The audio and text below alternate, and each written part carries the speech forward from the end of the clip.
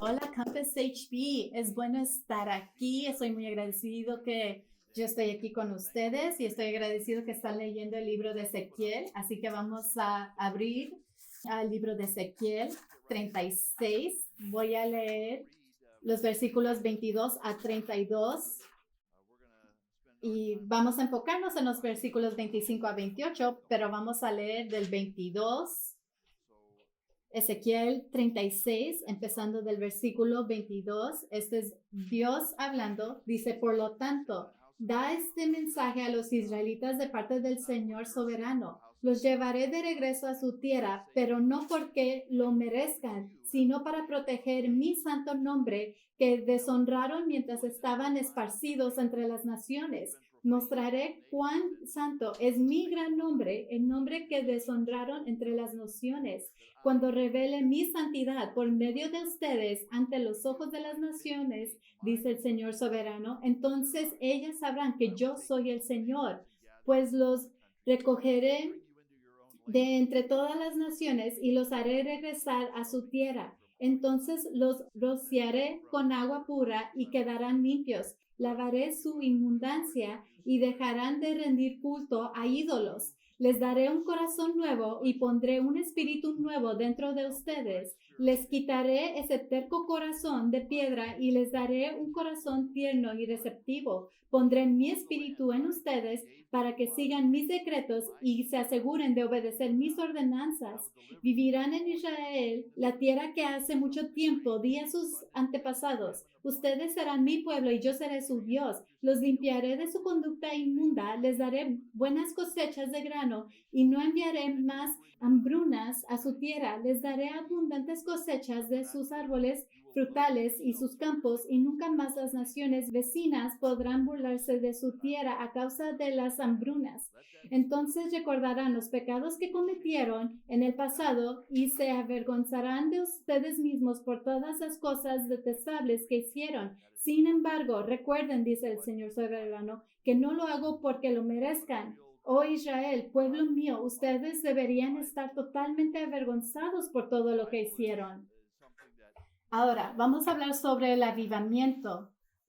El avivamiento es algo que Dios hace y sucede en grandes multitudes y es caracterizado por un celo por Dios y una santidad. Y aquí estamos viendo que Dios va a traer a su gente de regreso a su tierra de Israel y los va a purificar y los va a listar para el tiempo que Jesús regrese. ¿Qué gran día va a ser ese? ¿Qué gran día de avivamiento va a ser ese? Va a ser el avivamiento más grande. Y cuando vemos este texto y vemos las características de este avivamiento, vamos a ver las características de cada avivamiento que ha habido. Y yo les voy a dar a notar que un avivamiento es algo que Dios hace. Podemos ver que aquí en estos versículos dice en el versículo 25, entonces los rociaré, les daré un corazón nuevo, les quitaré ese terco corazón, pondré mi espíritu en ustedes. Todas esas cosas son cosas que Él está diciendo que Él va a hacer. Y dice que Él lo va a hacer por su gloria, para proteger su santo nombre. Nosotros no podemos fabricar un avivamiento. Y para entender cómo se ve un avivamiento, tenemos que saber algunas cosas. Es que un avivamiento informa nuestras oraciones. Hay cosas específicas que nosotros podemos orar cuando estamos orando por un avivamiento y revela las cosas del Señor, lo que le importa al Señor. Y queremos que Él nos use y que podamos ser útiles para Él durante esos tiempos. Ahora, vamos a ver las características de un avivamiento. Versículo 25. Vamos a ver el versículo 25. La primera característica es Entonces los rociaré con agua pura y quedarán limpios. Lavaré su inmundancia y dejarán de rendir culto a ídolos. Vamos a ponerlo como nuestro primer punto. Dios da una limpieza total. Dios va a regresar a Israel a su tierra y como se dice en el versículo 23, Él lo va a hacer para proteger su santo nombre, para revelar su santidad. ¿Y cómo lo va a hacer? Para dar un perdón en completo, para limpiar en completo. Él va a borrar todos tus pecados porque Jesús lo pagó por todo eso.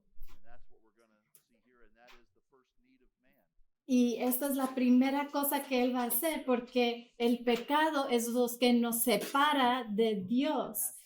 Así que una persona tiene que ser limpiada. Por eso es lo primero que debe de suceder.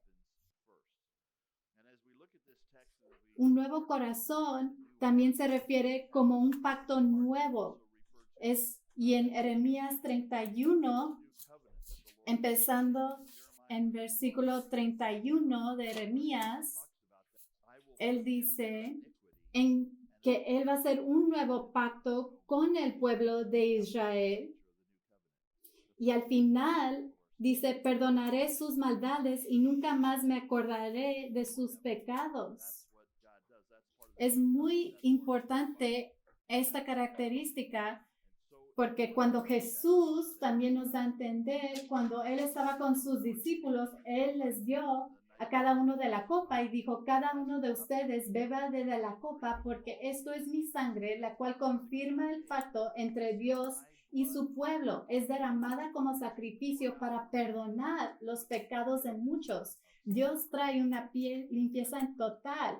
Ahora, el perdón y la limpieza, eso sucede en cada conversión y sucede en tiempos de avivamiento.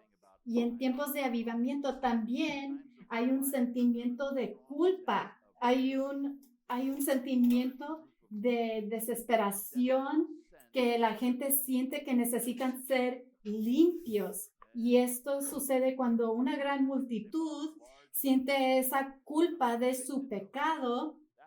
Y Él nos dice que la gente siente eso en el futuro a través de sus profetas y uno de esos es en Zacarías capítulo 13 y habla sobre ese día de la gente de Israel, que la gente de Israel va a experimentar.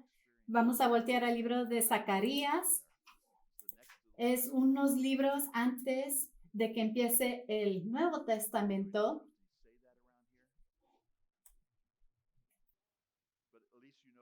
Zacarías 13, versículo 1, dice, en aquel día brotará, el mismo día que Ezequiel está hablando, un día de avivamiento, ese día que va a venir, en aquel día brotará un manantial para la dinastía de David y para el pueblo de Jerusalén, una fuente que los limpiará de todos sus pecados e impurezas. Suena como Ezequiel, ¿verdad?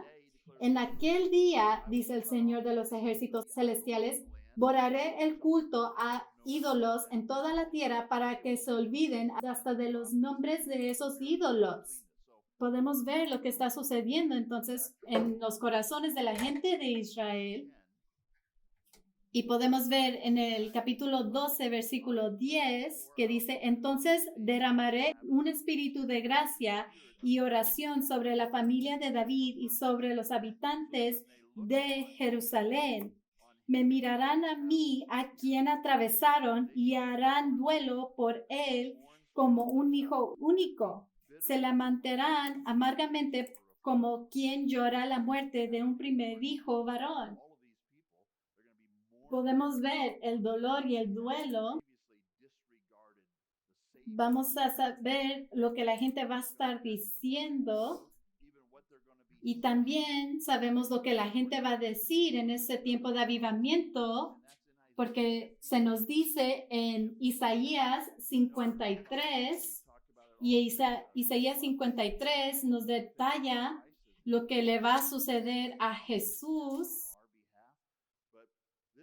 Y también nos da a entender lo que la gente de Israel va a decir en ese día mientras van a estar en duelo. Isaías 53, empezando en versículo 3, van a hablar sobre Cristo y cómo va a ser rechazado por los hombres. Y dice, fue despreciado y rechazado, hombre de dolores, conocedor del dolor más profundo. Nosotros le dimos la espalda y desviamos la mirada. Fue despreciado y no nos importó. Sin embargo, fueron nuestras debilidades las que él cargó. Fueron nuestros dolores los que lo agobiaron. Y pensamos que sus dificultades eran un castigo de Dios, un castigo por sus propios pecados, pero Él fue traspasado por nuestras rebeliones y aplastado por nuestros pecados. Wow, aquí podemos ver que no habíamos entendido que Él fue el quien cargó todas nuestras debilidades, que Él fue traspasado por nuestras rebeliones.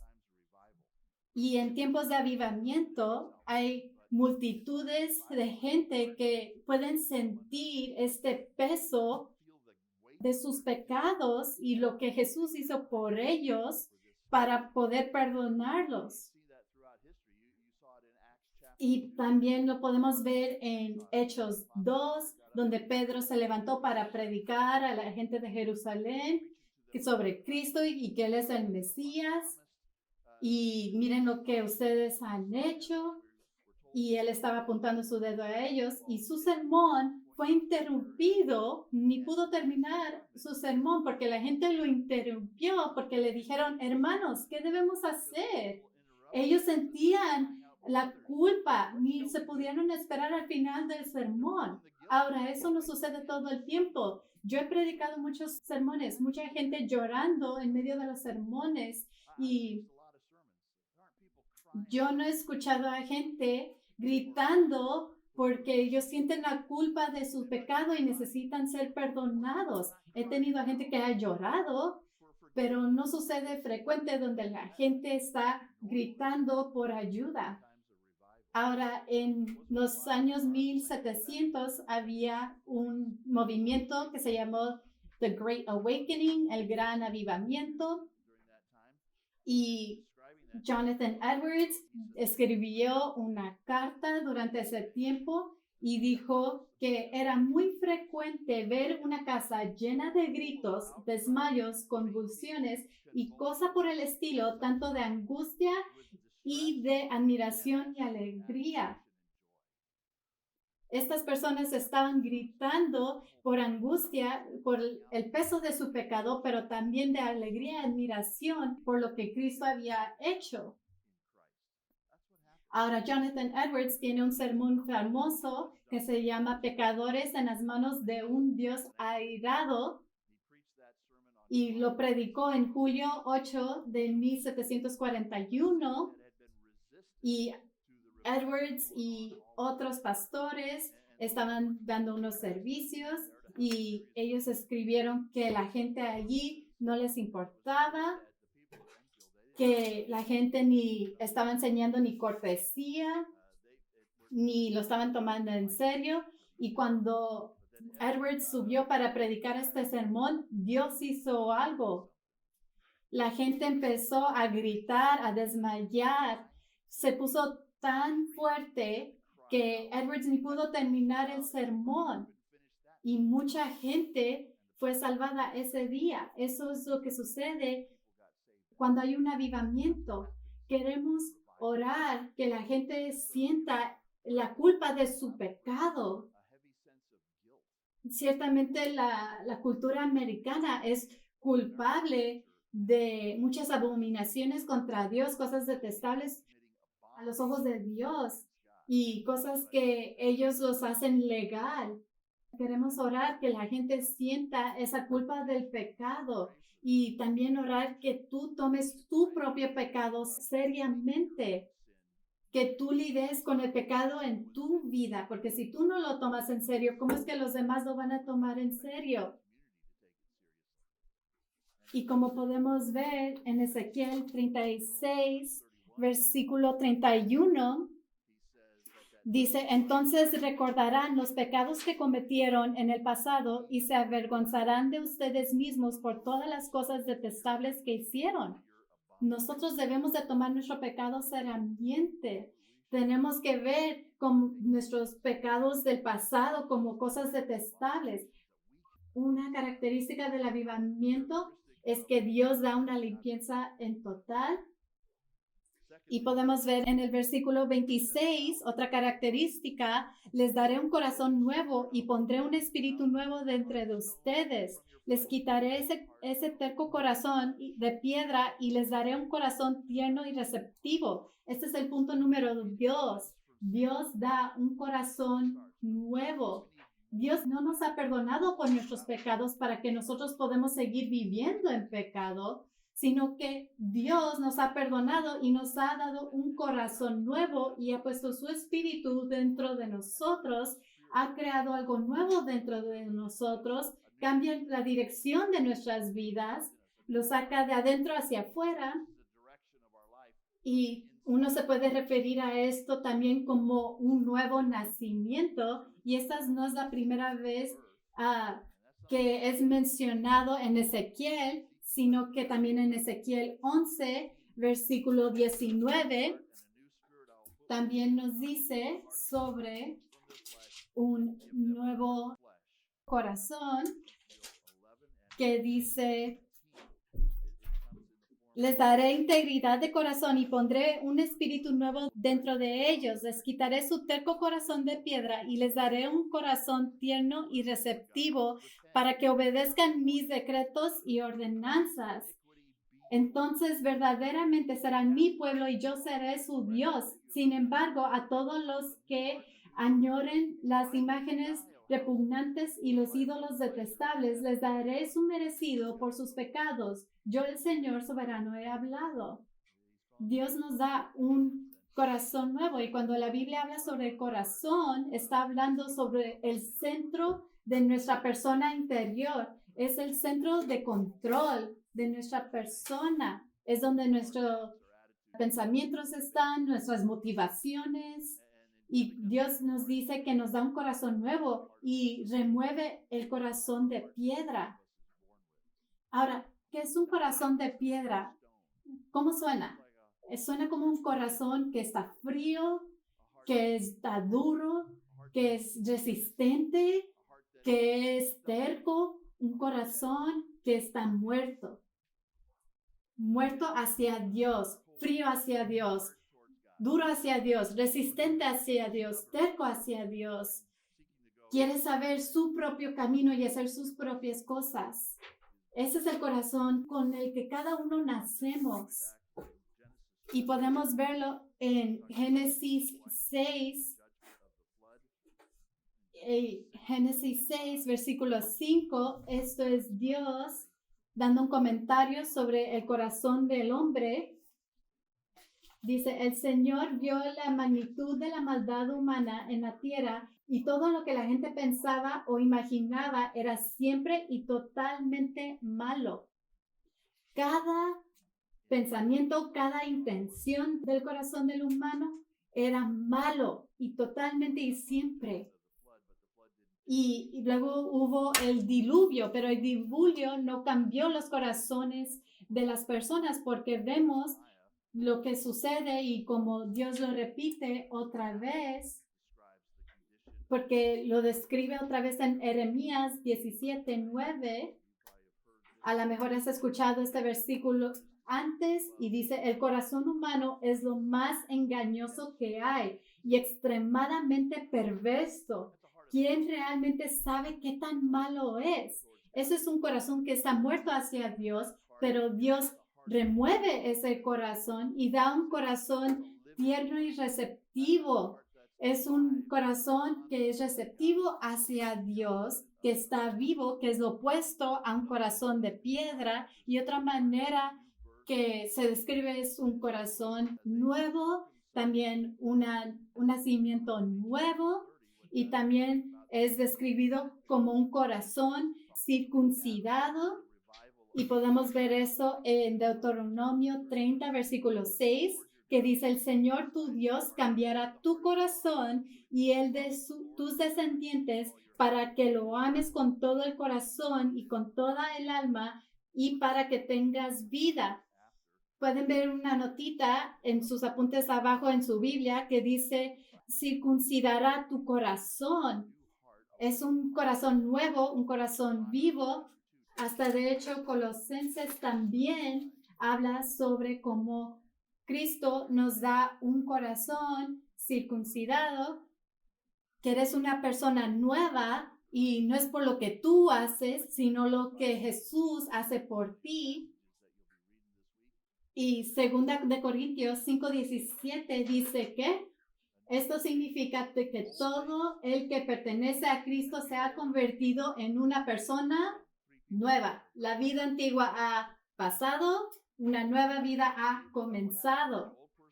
Eso es lo que sucede. El corazón de piedra ha sido removido y tienes un corazón nuevo, estás bajo una nueva dirección. Es un corazón que es liberado del pecado e ídolos, un corazón que es liberado y es libre a adorar y alabar a Dios. Es libre para adorar y adorar a Dios. Y eso es algo que tú ves en un avivamiento en multitudes de gente. Vas a ver una transformación. La salvación es persona por persona, individualmente, y un avivamiento es cuando sucede en multitudes de gente. Una transformación dramática. Nomás tengo que decir Jonás y Nínive. Eso fue dramático, eso fue una transformación dramática y lo puedes ver también en Hechos 6, cuando escogieron a los 7 hombres para servir en la iglesia y dice en el versículo 7, es un resumen de lo que sucedió y dice, así que el mensaje de Dios siguió extendiéndose, el número de creyentes aumentó en gran manera en Jerusalén y muchos de los sacerdotes judíos también se convirtieron. Ahora, a lo mejor no entiendes la importancia de eso, pero los sacerdotes eran saduceos. Jesús estaba lidiando con los fariseos todo el tiempo, pero los saduceos eran los que estaban en el templo y ellos no creían en la resurrección. Pero aquí están estos sacerdotes que están volteando hacia Dios y dicen muchos de los sacerdotes. Eso es lo que sucede en un avivamiento. Es una transformación dramática que sucede en multitudes de gente. Y podemos ver que esto sucede en la ciudad de Éfeso. Y podemos ver eso en Hechos 19, versículo 11, que dice, Dios le dio a Pablo el poder para realizar milagros excepcionales cuando ponían sobre los enfermos para pañuelos o delantantes que apenas habían tocado la piel de Pablo, quedaban sanos de sus enfermedades y los espíritus malignos salían de ellos. Un grupo de judíos viajaba de ciudad en ciudad expulsando espíritus malignos. Trataban de usar el nombre del Señor Jesús en sus conjuros y decían, te ordeno en el nombre de Jesús, de quien Pablo predica, que salgas. 7 de los hijos de Esqueva, un sacerdote principal, hacían esto. En una ocasión que lo intentaron, el espíritu maligno respondió, conozco a Jesús y conozco a Pablo, pero ¿quién eres tú? Entonces el hombre con el espíritu maligno se lanzó sobre ellos, logró dominarlos y los atacó con tal violencia que ellos huyeron de la casa desnudos y golpeados. Esta historia corrió velozmente por todo Éfeso, entre judíos y griegos por igual. Un temor solemne descendió sobre la ciudad y el nombre del Señor Jesús fue honrado en gran manera. Muchos de los que llegaron a ser creyentes confesaron sus prácticas pecaminosas. Varios de ellos que practicaban la hechicería trajeron sus libros de conjuros y los quemaron en una hoguera pública. El valor total de los libros fue de 50,000 monedas de plata y el mensaje acerca del Señor se extendió por muchas partes y tuvo un poderoso efecto. Podemos ver, eso era dramático y sucedió en grandes multitudes. Dios nos da un corazón nuevo. Y podemos regresar a nuestro pasaje de Ezequiel 36 y podemos ver en el versículo 27 que Dios nos ha bendecido tanto en limpiarnos, en darnos un nuevo corazón, y ahora Él está diciendo: pondré mi espíritu en ustedes para que sigan mis decretos y aseguren de obedecer mis ordenanzas. En Hechos 1:8 podemos ver que Él nos dice que vamos a recibir el poder. Podemos ver que también en 2 de Timoteo 1:7 dice: pues Dios nos ha dado un espíritu no nos ha dado un espíritu de temor y timidez, sino de poder. Podemos ponerlo como el punto número 3, Dios da el Espíritu Santo. Y en Efesios, el espíritu se describe como un espíritu de sabiduría. Él trae poder en la vida del creyente. Él trae sabiduría. Él trae ayuda. Y en Romanos 1:4 se refiere al espíritu de santidad. Él es el Espíritu Santo. Él nos causa a caminar en santidad, nos ayuda a caminar en santidad. Y en Juan 14:17 Él dice que Él va a estar en nosotros y Él nos ilumina para poder caminar en santidad. El Espíritu trabaja en el corazón del creyente y los dirige en el camino de santidad para que sean cuidadosos para obedecer los mandamientos de Dios y que pongan atención a lo que Dios dice para seguir en santidad. Eso es lo que el Espíritu Santo hace. Te causa a caminar en los decretos de Dios. Unas cosas también podemos ver que una característica del avivamiento, también podemos ver el evangelismo que está sucediendo, donde la gente le está hablando a todas personas sobre Jesucristo. Y cuando Esteban fue apedreado en Hechos 8:4, en 8:4 dice: así que los creyentes se fueron y se escondieron. No, eso no es lo que dice. Dice: así que los creyentes que se esparcieron predicaban la buena noticia. Había un avivamiento en los 60s y 70s aquí en América. Se llamaba el Jesus Movement, y una de las maneras que se manifestó era a través del evangelismo. Había gente que salía para evangelizar y no decíamos cuántas horas vamos a hacer esto, qué te parece, 1 hora, 2 horas. No, nosotros decíamos: ¿cuántas personas queremos ver ser salvas hoy? ¿Qué tal si evangelizamos hasta que veamos a 1 o 2 personas ser salvas? Eso es lo que sucede en evangelismo. El Espíritu está moviendo a la gente para ir a hablar sobre el Evangelio. Y tú te sentías con confianza para ir y hablar con la gente. Eso es lo que hace Dios. Y durante el gran avivamiento, the Great Awakening, había otro hombre que se llamaba George Whitefield. Y él viajó a través del Atlántico como 13 veces, y él llegó a Filadelfia y Boston, y Whitefield estaba ahí para predicar. Y en Filadelfia había más gente que venía de otras partes que no vivían en Filadelfia para venir a escucharlo predicar, y eran más que la gente que en verdad vivía en Filadelfia. Esto es lo que sucede en los tiempos de avivamiento, es el evangelismo, y hay un hambre por la palabra de Dios. No solo es el evangelismo intenso, pero también hay un hambre por la palabra de Dios.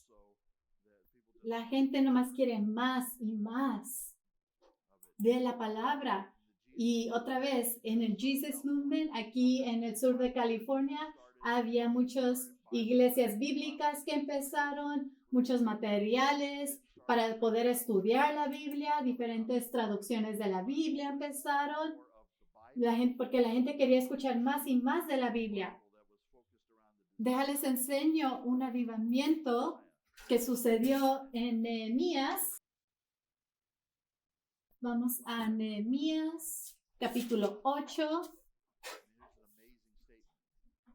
Dice, en octubre, cuando los israelitas ya habían establecido en sus ciudades, todo el pueblo se reunió con un mismo propósito en la plaza, justo dentro de la puerta del agua.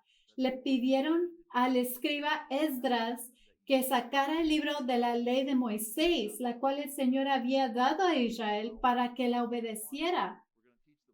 Esto es lo que sucede en un avivamiento. La gente quiere escuchar más sobre la palabra de Dios, y aquí le están pidiendo a Esdras que traiga el libro de la ley, y sabemos que Esdras es un sacerdote y él técnicamente no tenía que traer el libro de Moisés porque él había memorizado los primeros 5 libros de la Biblia. Esas son las cosas que suceden en tiempos de avivamiento.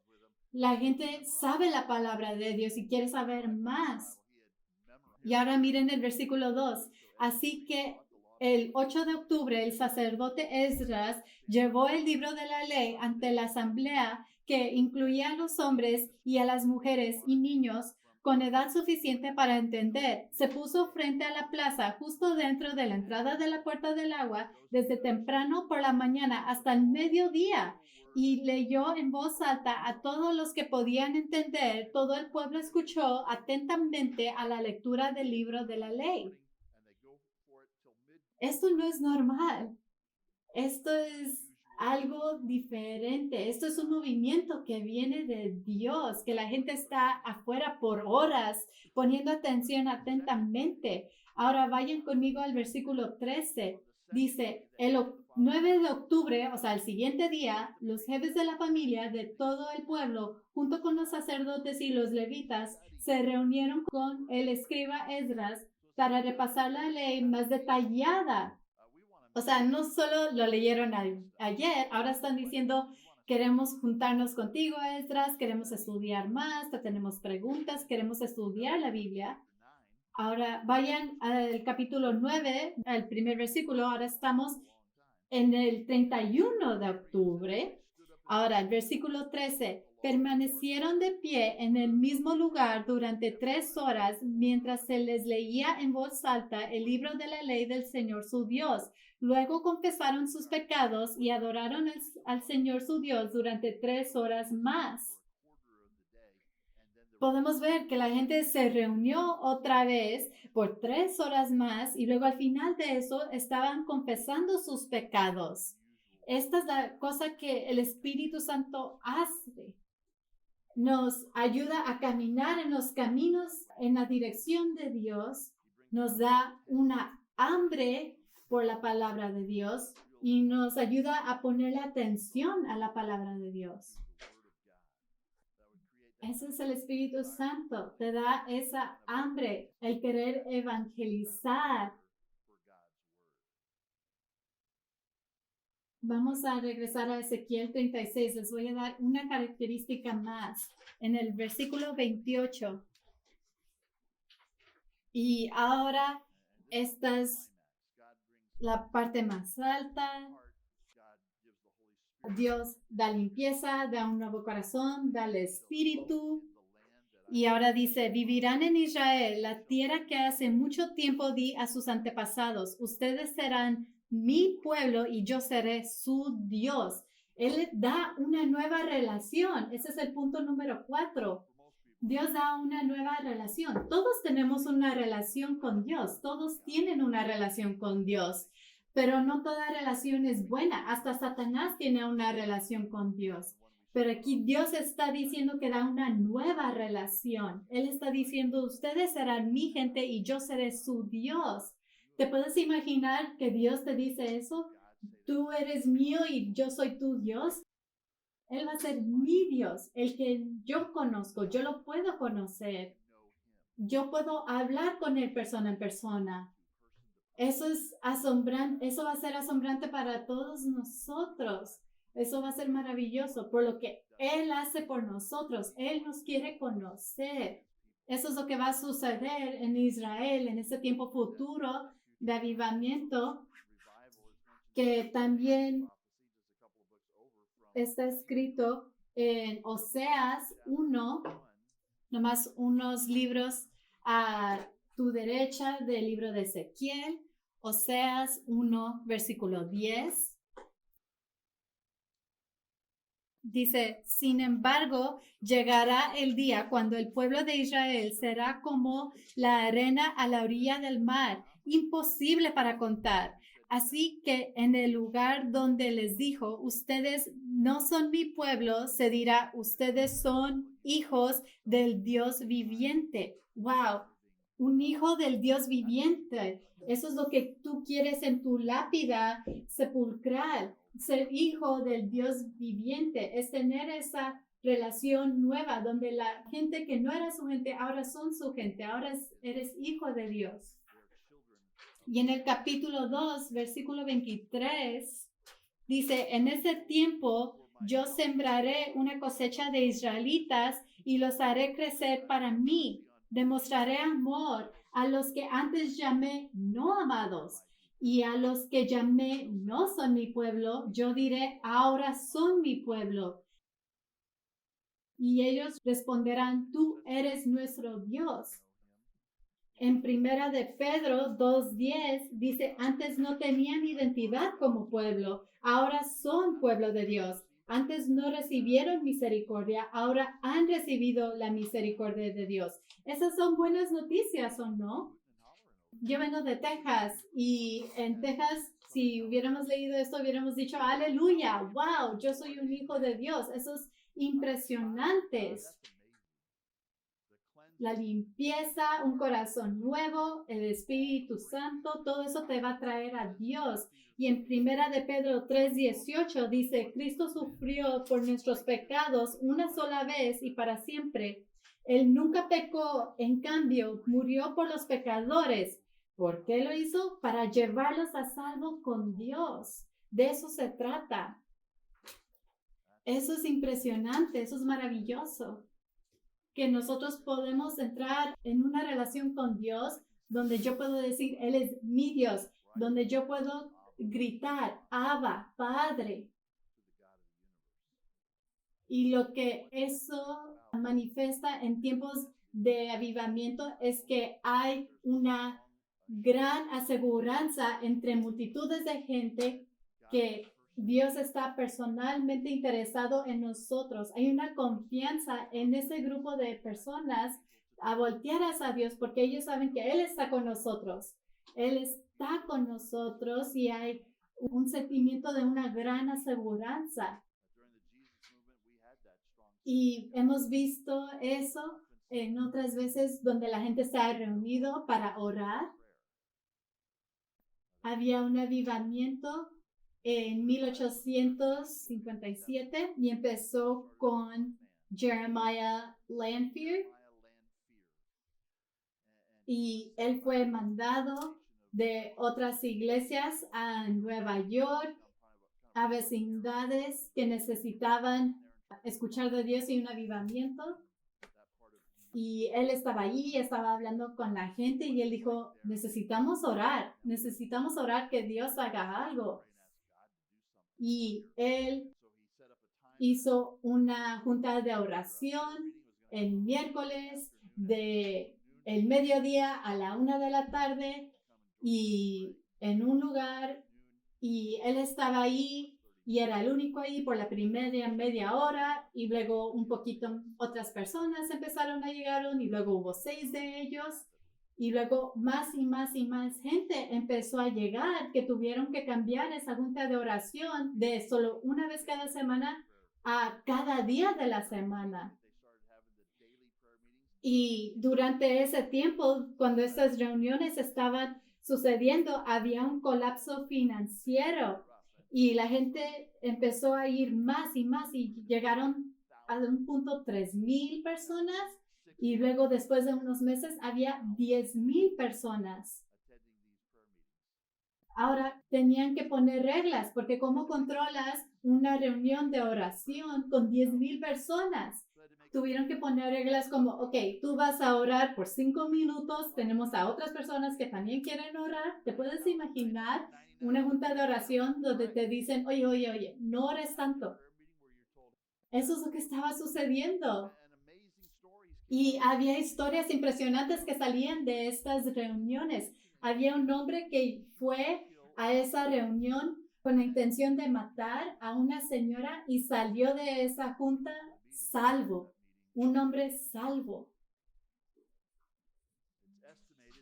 Y fue estimado que en 1857 y 1858 que 1,000,000 de americanos fueron salvos porque un hombre dijo, necesitamos orar para que Dios haga algo. Él tenía la confianza que Dios podía hacer algo si él nomás oraba. Esa era la clase de aseguranza que tú sientes cuando tú sabes que Dios está conmigo. Yo tengo confianza para voltear hacia Él, para ir hacia Él. Cada reunión de oración, cada avivamiento que ha sucedido o cada junta de oración que ha sucedido en estos años empiezan fuertes, pero entonces paran y algunas ocasiones eso estaban bien porque esas oraciones estaban muertas. Un avivamiento va a suceder como está descrito aquí en Ezequiel 36. Imagínate si lo que dice en Ezequiel 36 y lo que hemos leído, si eso sucediera aquí en Huntington Beach y en Long Beach.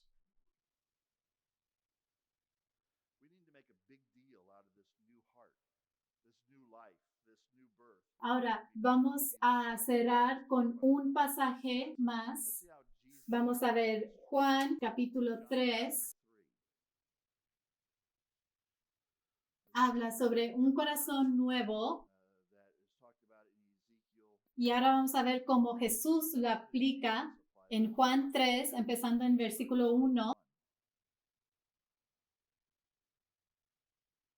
Y necesitamos seguir este ejemplo de Jesús que dice, había un hombre llamado Nicodemo, un líder religioso judío de los fariseos. Una noche fue a hablar con Jesús. Rabí, le dijo, todos sabemos que Dios te ha enviado para enseñarnos. Las señales milagrosas que haces son la prueba de que Dios está contigo.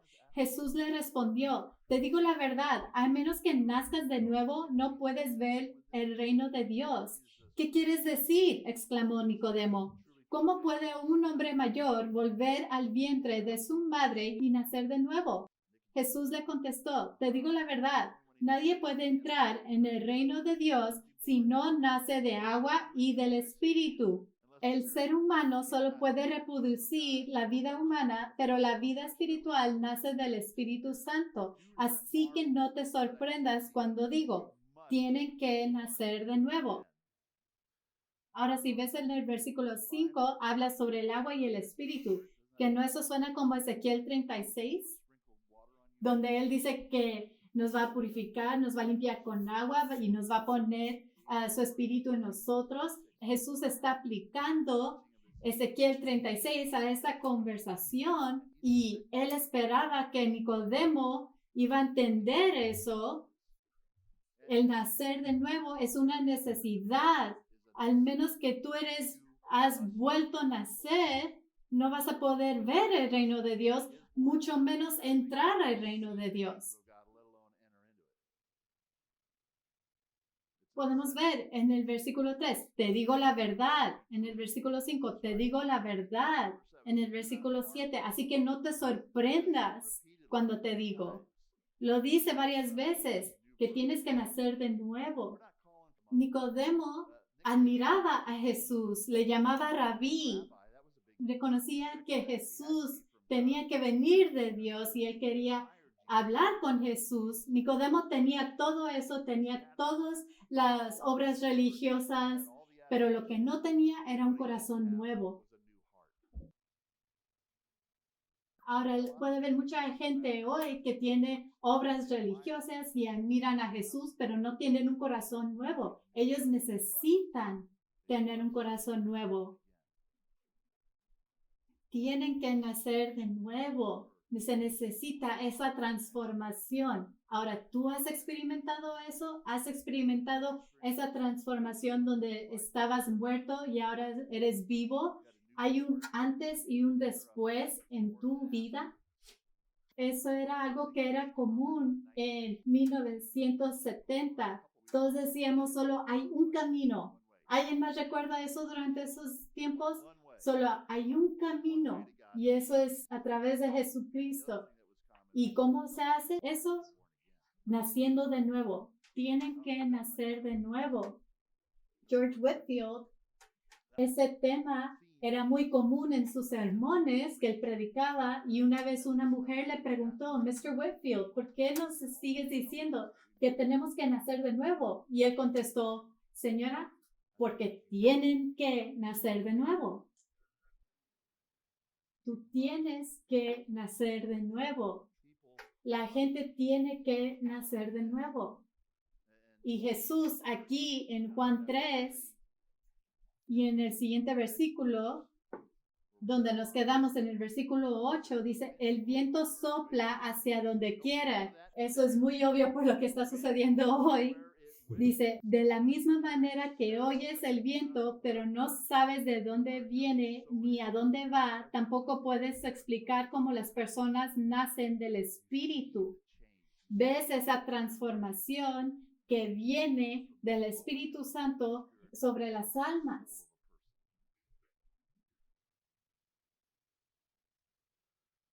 Ezequiel 36 nos enseña cómo se ve un avivamiento.